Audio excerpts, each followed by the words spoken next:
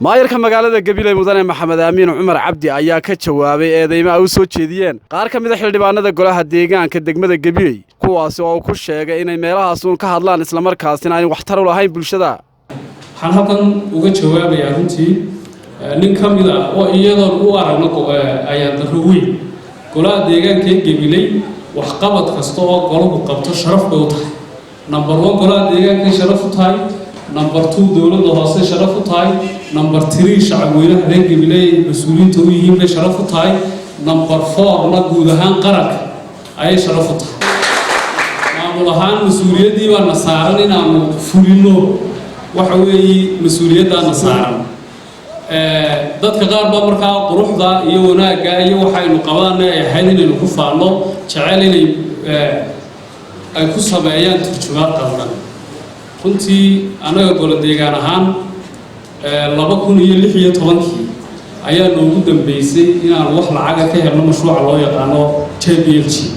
mashruucaas mashruuc wanaagsan oo degmooyinka dalka ka hawlgala buu ahaa wax badan oo runtii dawladaha hoose la qabta hase yeeshee 2016 buu istaagay.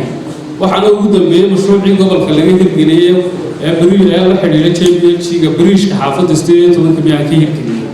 intaa waxa ka dambeeyay oo dhan aad ka warqabtaan horumar hadday tahay wadooyin hadday tahay saldhigyo hadday tahay iskuulo hadday tahay xanaanooyin hadday tahay xarunta dibdibiskeena joogno waxa loo waxaad aragteen runtii horumarka waxaanu ka hirgelinaa waa lacagtii iyo dakhliga iska lahaayeen dadweynuhu oo runtii dee sharaf badan inaynu ku ammaano inaynu wadooyin dhisano aynu cashuurteena runtii ka qabsano.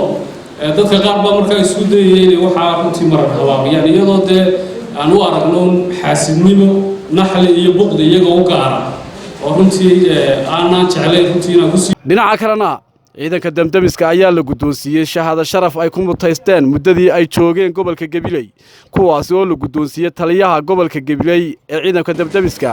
sidoo kale waxaa shahaado sharaf lagu maamuusay duqa degmada Gabiley Maxamed Amiin Umar Cabdi kaas oo ay ku mutaysteen waxtarka bulshada dhexdeeda ay u leeyihiin. waxaan hore u naqaanay inay dhisatay hadiis oo keliya laakiin waxa ku guuleysatay Gabiley in laga helo talis ciidan oo degdeg u gaar leeyahay.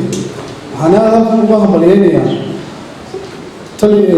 golaha deegaanka Gabiley oo hormuud ka yahay Mayarka waxaan u hambalyo u dirayaa dhammaantood hawsha ay qabteen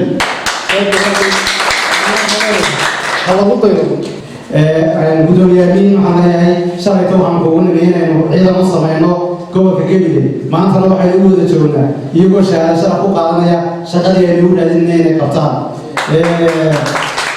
waxaan leeyahay dhammaan dawladda hoose oo horkacayo maayarku waxyaabaha ay ka qabsadeen gobolkooda ama degmadooda waxaan leeyahay inay gobolada kalena ay kaga daydaan. ciidanka damdamiska ee gobolka Gabiley dhammaan darawalkiisa ilaa taliyihiisa inaynu halkaa ku siino shahaado sharaf dhammaantood aan ugu mahad celinno shaqada qaran ee noo haya gobolka Gabiley.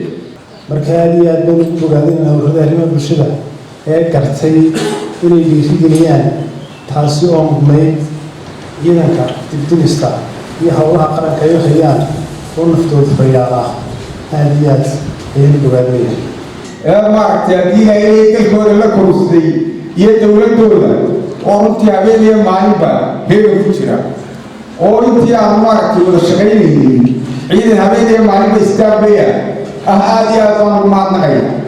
Mukhtaar Nuux Ibraahim Ariel TV gobolka Gabiley.